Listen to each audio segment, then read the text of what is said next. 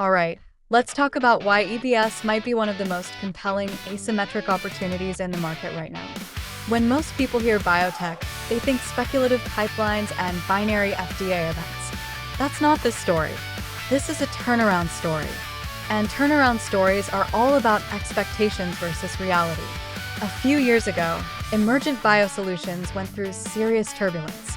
Manufacturing issues, COVID contract complications, debt concerns, and a major collapse in investor confidence. The stock didn't just pull back. It was crushed. And when a stock gets crushed like that, expectations get crushed with it. That's where opportunity begins.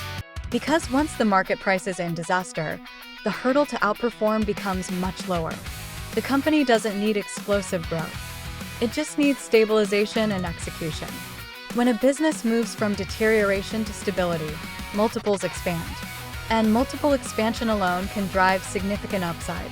Now here's what makes EBS different from a typical biotech speculation. A large portion of its revenue comes from United States government contracts tied to biodefense. We're talking anthrax vaccines, smallpox countermeasures, and products connected to the Strategic National Stockpile. These are national security assets. In an environment of geopolitical tension and continued focus on preparedness, biodefense spending remains structurally important. That creates durable demand and strong revenue visibility.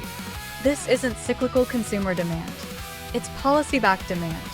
Then there's Narcan. EBS owns Narcan, the naloxone nasal spray used to reverse opioid overdoses. With the move to over-the-counter availability, distribution expands dramatically. Retail pharmacies, big box stores, and public health channels all become broader avenues for access. The opioid crisis remains a serious issue, and public policy strongly supports expanded availability of overdose reversal treatments. This is an established, approved product with expanded market reach. If volume scales meaningfully, that becomes a powerful lever for revenue growth and operating leverage. At the same time, management has streamlined operations, reduced costs, and refocused on core biodefense capabilities. When expenses are tightened and revenue stabilizes, margins improve. And when margins improve on a stock trading at compressed valuation levels, the re-rating potential becomes substantial.